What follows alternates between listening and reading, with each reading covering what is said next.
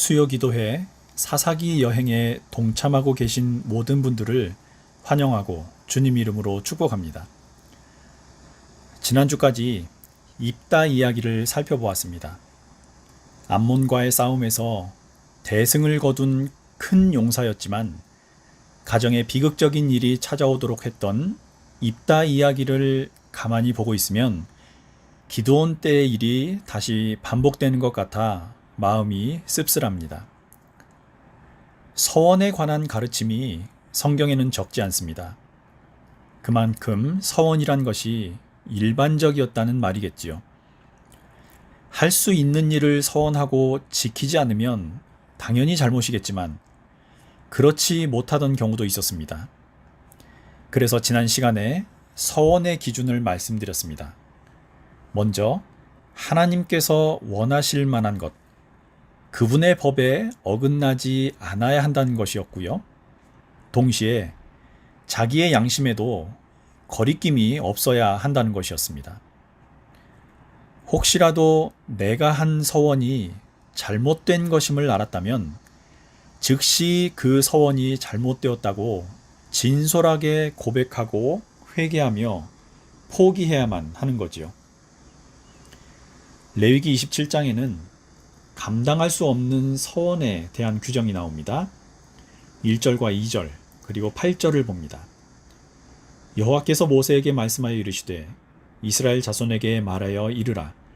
만일 어떤 사람이 사람의 값을 여호와께 드리기로 분명히 서원하였으면 너는 그 값을 정할지니 그러나 서원자가 가난하여 내가 정한 값을 감당하지 못하겠으면 그를 제사장 앞으로 데리고 갈 것이요 제사장은 그 값을 정하되 그 서원자의 형편대로 값을 정할지니라.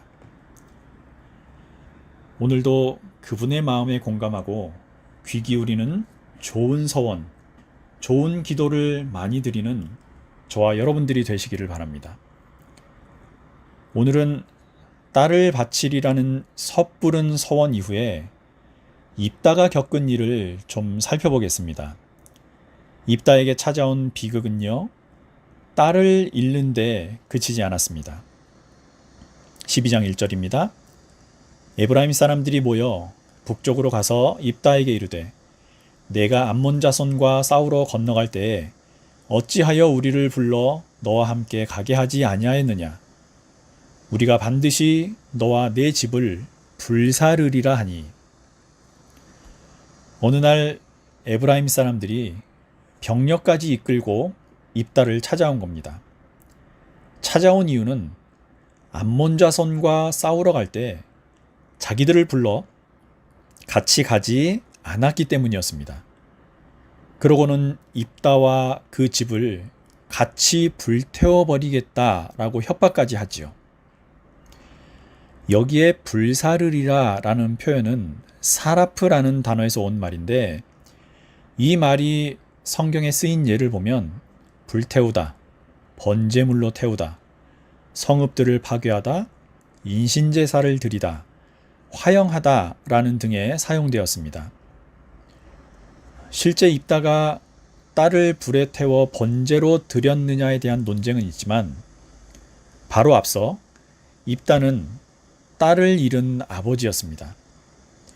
특히 앞장의 번제라는 말과 오늘 에브라임 사람들이 입다를 협박하면서 불사르리라 라고 한 표현은 입다 입장에서는 더 이상 분노를 참을 수 없게 된 상황이라는 점을 보여주고 있는 겁니다. 아니나 다를까 입다는 그 말을 듣고 매우 거친 반응을 보이지요. 2절과 3절입니다. 입다가 그들에게 이르되 나와 내 백성이 암몬 자손과 크게 싸울 때에 내가 너희를 부르되 너희가 나를 그들의 손에서 구원하지 아니한 고로 나는 너희가 도와주지 아니하는 것을 보고 내 목숨을 돌보지 아니하고 건너가서 암몬 자손을 쳤더니 여호와께서 그들을 내 손에 넘겨주셨거늘 너희가 어찌하여 오늘 내게 올라와서 나와 더불어 싸우고자 하느냐 하니라. 에브라임이 오히려 자신을 도와주지 않아서 자기들끼리 적들을 물리치려고 목숨을 걸고 싸웠는데 이제 와서 그런 말을 하느냐는 겁니다. 에브라임이 찾아와서 시비를 한 장면이 이전에도 한 번 있었지요. 사사기 7장과 8장에 나온 기드온 이야기였습니다.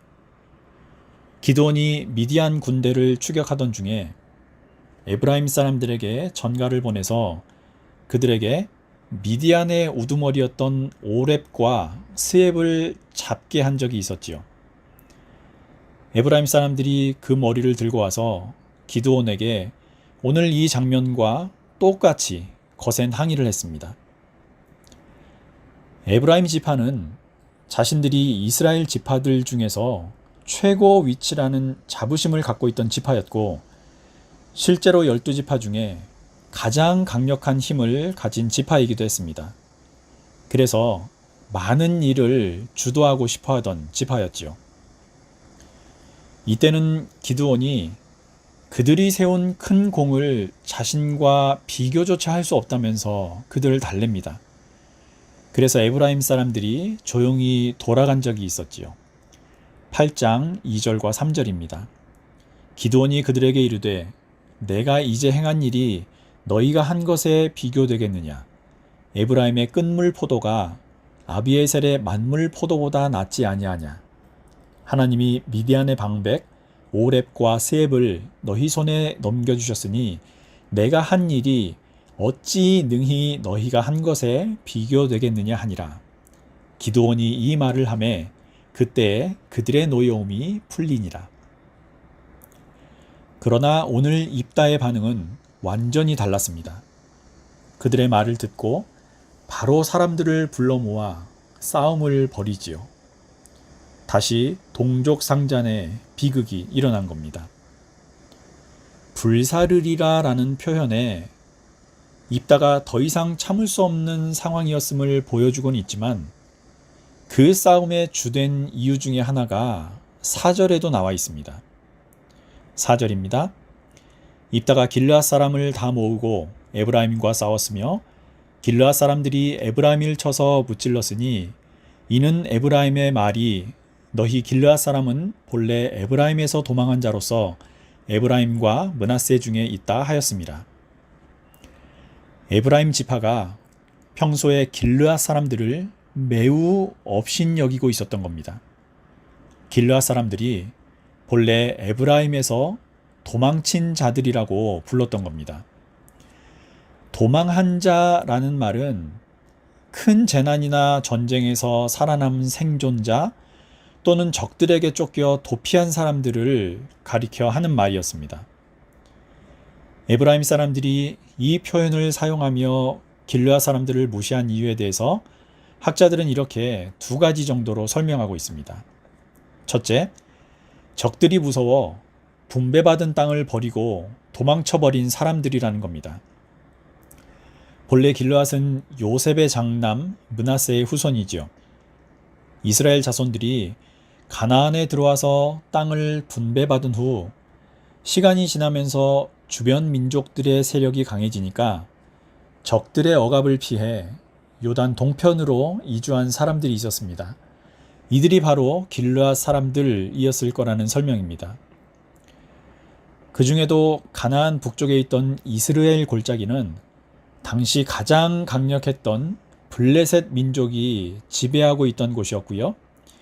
이 이스라엘 골짜기가 에브라임 지파의 기업이었는데 길르앗 사람들이 적들을 피해서 이 이스라엘 골짜기를 버리고 도망을 쳤기 때문에 에브라임 사람들의 웃음거리가 되었다는 겁니다. 둘째, 길르앗 사람들은 에브라임과 므낫세 지파의 땅에 뿌리도 내리지 못하고 그냥 흩어져 살던 사람들에 불과했기 때문이라는 설명입니다.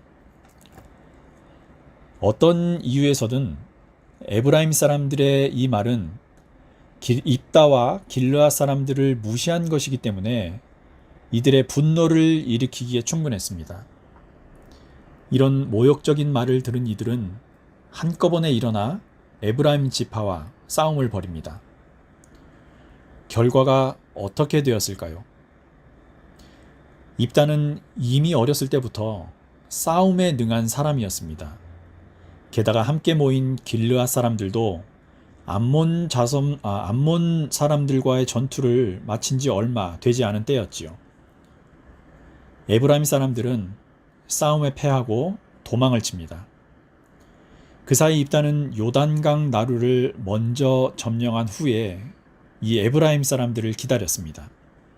5절입니다. 길르앗 사람이 에브라임 사람보다 앞서 요단강 나루턱을 장악하고 에브라임 사람의 도망하는 자가 말하기를 청하건대 나를 건너가게 하라 하면 길르앗 사람이 그에게 묻기를 내가 에브라임 사람이냐 하여 그가 만일 아니라 하면. 조금 전 에브라임 사람들이 평소에 길르앗 사람들을 향해 도망자라면서 업신여겼다고 말씀드렸는데 이제는 그 상황이 완전히 바뀌었습니다. 이 구절에서 도망하는 자라는 표현은 에브라임이 길르앗을 보고 조롱하던 말이 그대로 에브라임에 적용되어서 사용되고 있는 거지요. 입다는 강을 건너려는 에브라임 사람들을 골라내서 처형하기 위해서 발음을 이용합니다.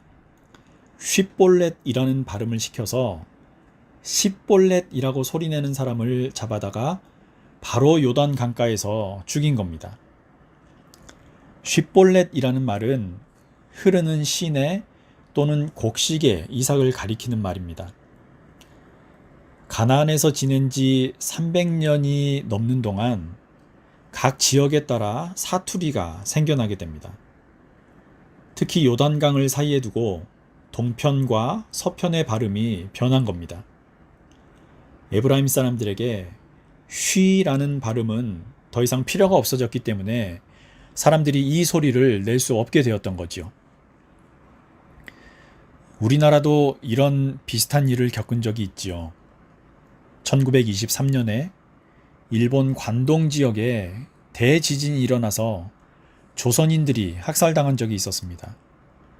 희생자 수가 적게는 6,000명에서 많게는 수만 명에 이르렀다고 하지요.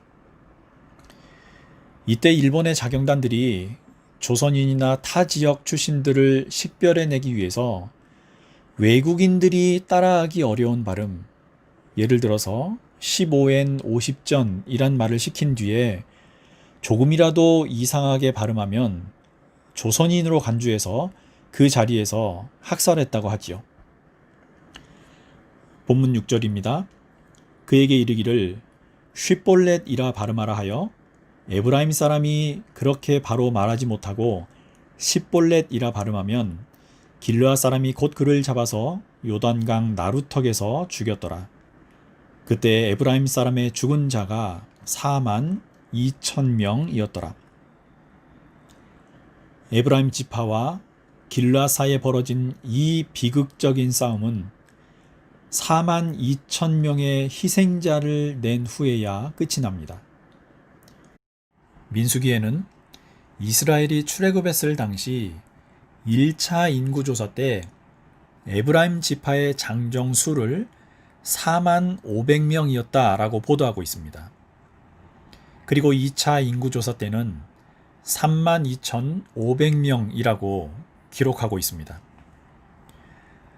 오늘 이 사건이 있기까지는 그 뒤로도 시간이 많이 흐른 뒤라서 지파마다 인구가 많이 증가했을 것을 감안하더라도 에브라임 사람만 42,000명이 죽임을 당했다는 사건은 이 지파에게는 매우 치명적인 결과라고 할 수 있는 거지요. 이후에 이 사건의 결말이 어떻게 되었는지 사사기 기자는 침묵한 채 입다의 죽음만을 증언합니다. 7절입니다. 입다가 이스라엘의 사사가 된 지 6년이라 길르앗 사람 입다가 죽음에 길르앗에 있는 그의 성읍에 장사되었더라. 입다가 사사로 활동한 시기는 이전의 사사들에 비해서 매우 짧습니다. 그 사이 무슨 일이 있었는지 성서가 밝히지 않기 때문에 알 수는 없지만 입다가 암몬과의 전투를 마치고 나서 비교적 젊은 나이에 죽었을 거라고 추측해 볼 수 있는 부분이죠. 거대한 적을 앞에 두고도 뛰어난 협상 능력과 변론 능력을 보이고 탁월한 전쟁 수행 능력까지 보인 입다의 모습은 큰 용사라고 불리는데 전혀 손색이 없습니다. 그러나 입다는 하나님과 함께하며 적들을 물리치는 데까지만 자신의 역할을 수행해야 했습니다. 섣부른 서원 그리고 동족 상잔의 비극으로 자신의 가정과 민족에까지 치명적인 상처를 안긴 입다는 큰 용사라는 이름이 무색할 정도로 무너져버린 사사가 되어버린 거지요. 이스라엘 전체를 구한 사사에서 길르앗 사람들의 감정과 자존심만 지키려 하던 인간 중심의 지도자가 되어버린 겁니다. 자신도 딸을 잃은 경험을 가졌으면서 누군가의 아비요, 오라비, 남동생이자 아들인 동족들을 수없이 죽였던 입다의 모습은 어떻게든 자기 고집을 내세우며 끝장을 봐야 직성이 풀리는 우리에게 하나님께서는 자기 신념을 지키려는 사람이 아니라 겸손하게 그분의 뜻을 구할 줄 아는 신앙의 사람을 원하시고 있다는 점을 교훈하고 있습니다. 자기 생각과 기준을 버리지 못하던 베드로에게 주셨던 예수님의 교훈을 한 것 보겠습니다. 마태복음 16장 22절에서 24절입니다. 베드로가 예수를 붙들고 항변하여 이르되 주여 그리 마옵소서 이 일이 결코 주께 미치지 아니하리이다. 예수께서 돌이키시며 베드로에게 이르시되 사탄아 내 뒤로 물러가라. 너는 나를 넘어지게 하는 자로다. 내가 하나님의 일을 생각하지 아니하고 도리어 사람의 일을 생각하는도다 하시고 이에 예수께서 제자들에게 이르시되 누구든지 나를 따라오려거든 자기를 부인하고 자기 십자가를 지고 나를 따를 것이니라. 남은 한 주도 우리는 예상치 못한 많은 일들과 사람들을 마주하게 될 겁니다. 그런 일에 대처하거나 사람들을 대할 때 내 고집과 자존심보다는 하나님께서 나에게 뭘 원하시기에 이런 일들과 사람들을 내 앞에 보내신 건지를 아주 잠깐이라도 먼저 고민해 보시며 대하시기를 바랍니다. 그분의 뜻을 구하고자 하는 그 잠깐 찰나의 시간이 내 마음과 내 가족과 공동체 전체의 불행이라는 바이러스를 막아주는 아주 효과적인 백신이 될 수도 있습니다.